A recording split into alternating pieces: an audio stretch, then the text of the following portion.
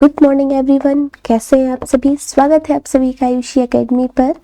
आज से हम शुरू करने वाले हैं डेली करंट अफेयर सीरीज, जहां पर हम टॉप 10 क्वेश्चंस कवर करने वाले हैं विद डिटेल में। तो शुरू करते हैं क्वेश्चन नंबर फर्स्ट से। क्वेश्चन नंबर फर्स्ट शुरू करते हैं। सेबी ने आईपी शेयर धारकों के लिए कौन सा नियम आसान करने का प्रस्ताव दिया है? तो इसका करेक्ट आंसर है option number B, pre IPO lock in नियम। इस प्रस्ताव का उद्देश्य आईपीओ प्रक्रिया को सरल और निवेशकों के लिए कम जोखिम वाला बनाना है। प्री आईपीओ लॉक इन की वर्तमान व्यवस्था में निवेशकों को शेयरों को एक निश्चित अवधि तक बेचना मना होता है, जिससे कई कंपनियों को पूंजी प्रबंधन में कठिनाई आती है। सेबी का बदलाव इस प्रक्रिया को आसान बनाकर आईपी बाजारों में अधिक निवेशकों को आकर्षित कर सकता है। इससे विशेष रूप से नई कंपनियों को राहत मिल सकती है। अब हम यहाँ पे जानते हैं सेबी के बारे में कि सेबी क्या है और कैसे काम करता है।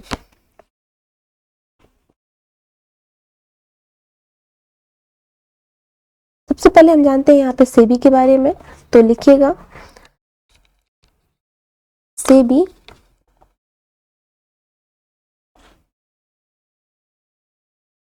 सेबी का यहाँ पे पहले हम फुल फॉर्म देखते हैं। सेबी का फुल फॉर्म क्या होता है? इसका फुल फॉर्म होता है securities and exchange board of India. भारतीय प्रतिभूति और विनिमय बोर्ड। इसका जो गठन हुआ था 12 अप्रैल 1988 को, और स्थापना इसकी कब हुई थी?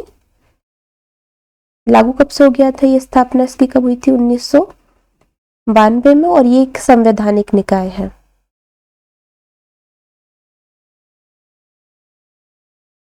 ये एक संवैधानिक निकाय है। इसका हेडक्वार्टर की बात करते हैं।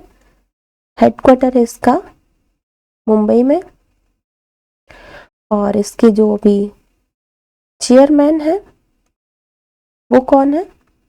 चेयरपर्सन है तुहिन कांता पांडे। ये पहले हमारे वित्त सचिव भी रह चुके हैं। और इससे पहले चेयरमैन कौन था? ये माधवीपुरी बुच। कौन था? माधवीपुरी बुच। ठीक है, तो ये हमारी डिटेल हुई सेबी के बारे में। अब हम देखते हैं question number second. Question number second क्या बोलता है? पराली के बारे में बात करती है।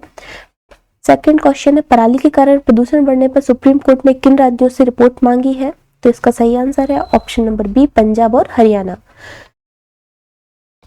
पंजाब हरियाणा की बात करते हैं तो इसका नोट देख लेते हैं। दिल्ली एनसीआर में लगातार बढ़ रहे प्रदूषण में पराली जलाने का बड़ा योगदान माना जाता है, और दिल्ली में ये बहुत एक गंभीर समस्या है।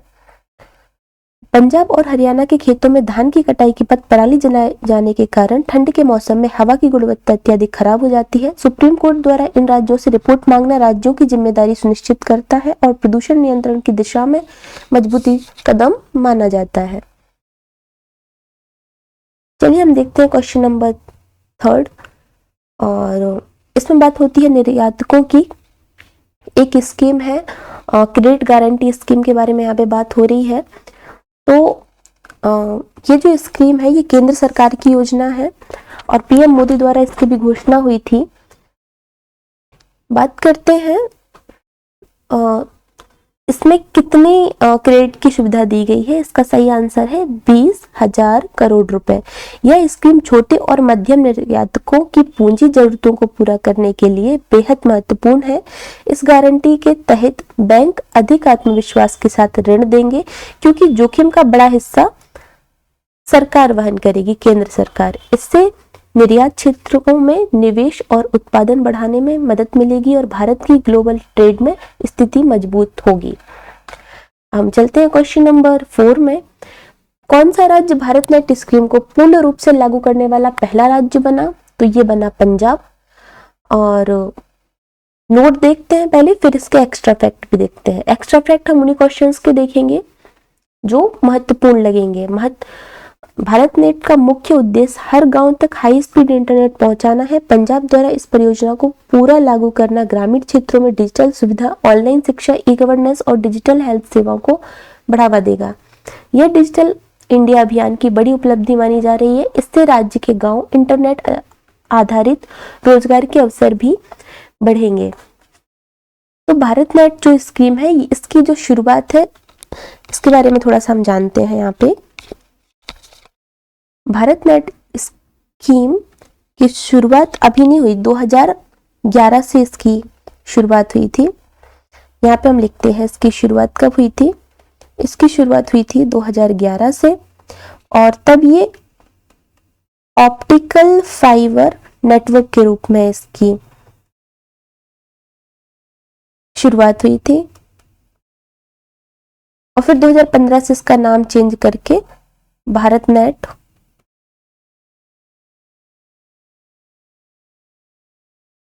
प्रोजेक्ट किया गया।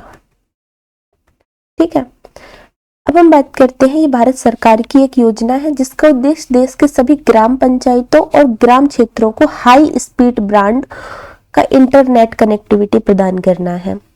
ठीक है, तो ये गांव में जितनी भी ग्राम पंचायतें होती हैं उन सभी में इंटरनेट कनेक्टिविटी को अच्छा करता है। इसका उद्देश्य है डिजिटल सशक्तिकरण। इसका उद्देश्य क्या है? उद्देश्य हम यहाँ पे लिख लेंगे एक छोटा सा, डिजिटल सशक्तिकरण। और ये ग्राम पंचायतों में नेटवर्क कनेक्टिविटी को मजबूती प्रदान करेगा।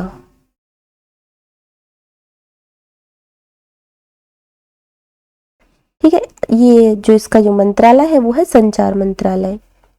किस मंत्रालय से है ये योजना? संचार मंत्रालय। चलिए अब हम देखते हैं क्वेश्चन नंबर 5। प्रदूषण बढ़ने पर सुप्रीम कोर्ट ने वकीलों को क्या सलाह दी? तो इसमें कहा गया है कि आप वर्चुअल सुनवाई को ज्यादा से ज्यादा अपनाएं।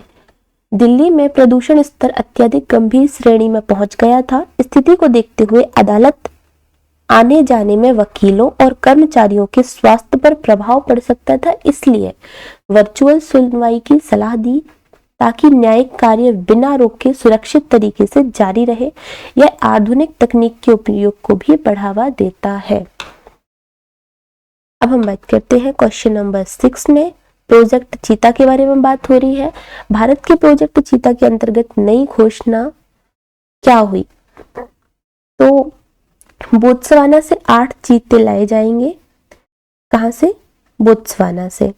प्रोजेक्ट चीता भारत में विलुप्त हो चुके चीतों को फिर से बसाने की देश की पहली परियोजना है। विदेशी चीतों को भारत लाकर उनकी आबादी बढ़ाने और जैव विविधता को पुनर्जीवित करने का उद्देश्य है। इससे जंगलों की पारिस्थितिकी बेहतर होगी और वन्य जीव पर्यटन को भी बढ़ावा मिल सकता है। इसे भारत के संरक्षण प्रयासों में एक मील का पत्थर माना जा रहा है।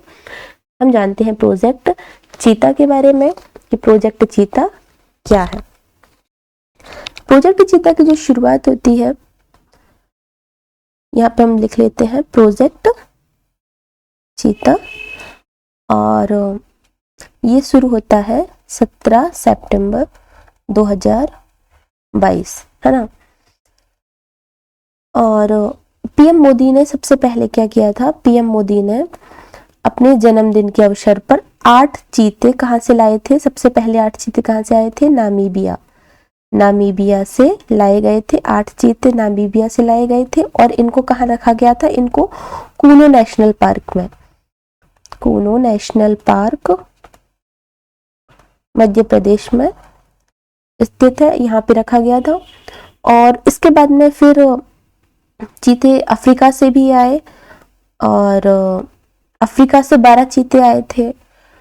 अच्छा, अभी हम बात करते हैं टोटल चीते कितने हैं भारत में। तो टोटल बात करें, टोटल 27 है, और अभी 8 और इसमें ऐड हो जाएंगे, है ना, जिसमें से 27 में से 24 जो है वो कूनो नेशनल पार्क में है, और 3 चीते जो है वो गांधी सागर अभयारण्य में है।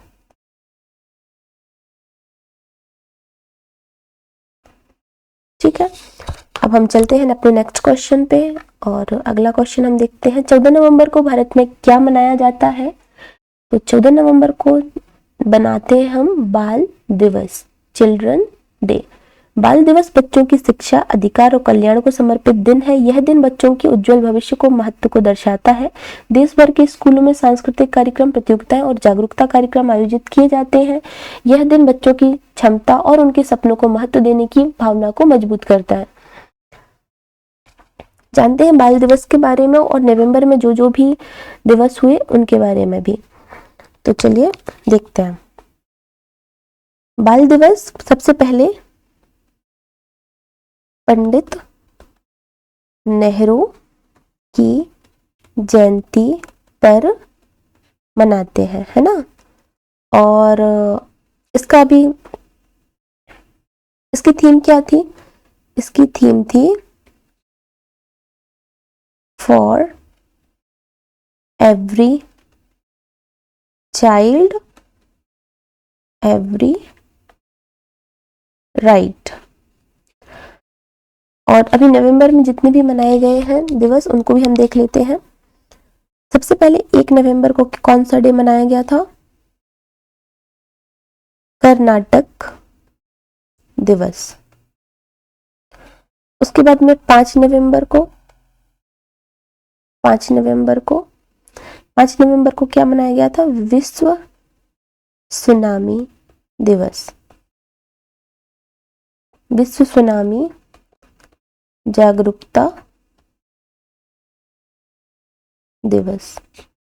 उसके बाद में 7 नवंबर को मनाया गया राष्ट्रीय कैंसर जागरूकता दिवस, है ना।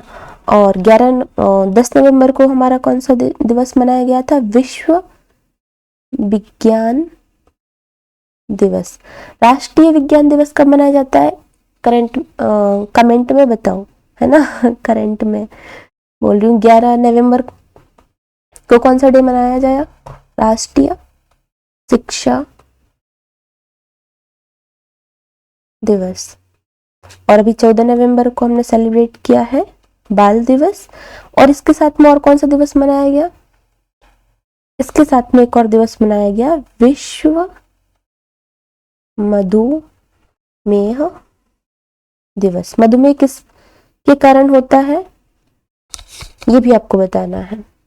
चलिए अब हम बात करते हैं नेक्स्ट क्वेश्चन की। क्वेश्चन नंबर 8, 2025 में भारत की कार्बन उत्सर्जन वृद्धि दर कितनी दर्ज हुई? तो यहाँ पे कुछ ऑप्शंस हैं। 1.4 ऑप्शन नंबर ए इसका सही आंसर होगा। पिछले वर्ष की तुलना में उत्सर्जन वृद्धि में महत्वपूर्ण कमी दर्ज की गई। यह स्वच्छ ऊर्जा के अपनाने, ग्रीन तकनीक के विस्तार, नवीनीकरण ऊर्जा से बिजली उत्पादन और उद्योगों में प्रदूषण नियंत्रण उपायों का परिणाम माना जाता है। यह दर्शाता है कि भारत वैश्विक जलवायु प्रतिबद्धताओं को पूरा करने की दिशा में सही प्रगति कर रहा है। और इसमें कुछ एक्स्ट्रा नहीं देखना अपने को। क्वेश्चन नंबर 9 बात करते हैं। रिपोर्ट के अनुसार 2025 में एम्प्लॉयबिलिटी कितनी अधिक रही? तो किसकी रही है? सबसे ज्यादा महिलाएं कार्य क्षेत्र में आगे आ रही हैं। महिलाओं की रोजगार योग्यता में बढ़ोतरी भारत में सामाजिक और आर्थिक सुधार का संकेत है। इसका मतलब है कि महिलाएं शिक्षा, कौशल, तकनीक और पेशेवर क्षेत्रों में लगातार आगे बढ़ रही हैं। यह लैंगिक समानता की दिशा में सकारात्मक बदलाव को दर्शाता है, जिससे राष्ट्र की अर्थव्यवस्था भी मजबूत होती है। वर्कफोर्स डाइवर्सिटी की दिशा को ये अच्छा काम है ना, कि महिलाएं आगे आ रही हैं और क्वेश्चन नंबर 10 हम देखते हैं बिहार के बारे में। बिहार का भी चुनाव खत्म हुआ। बिहार विधानसभा चुनाव 2025 में एनडीए को लगभग कितनी सीटें मिली हैं? तो 200 प्लस सीटें मिली हैं। 200 प्लस सीटें किसको मिली हैं? बिहार में एनडीए को। 243 सीटों वाली विधानसभा में 200 से अधिक सीटें जीतना किसी गठबंधन के लिए बेहद मजबूत जनादेश माना जाता है। यह परिणाम राज्य की राजनीतिक स्थिरता को मजबूत करता है। इससे सरकार को नीतियां लागू करने में आसानी होती है और राज्य स्तर पर विकास कार्यों की गति बढ़ाने की संभावना रहती है। यह आगामी राष्ट्रीय चुनावों पर भी प्रभाव डाल सकता है। तो यहाँ पे हमारा करंट अफेयर खत्म होता है। अब हम मिलते हैं अपनी नेक्स्ट क्लास में। चैनल को सब्सक्राइब कीजिए ताकि नेक्स्ट वीडियो आपको टाइम से मिल सके। तो चलिए मिलते हैं हम अपनी नेक्स्ट क्लास में। धन्यवाद।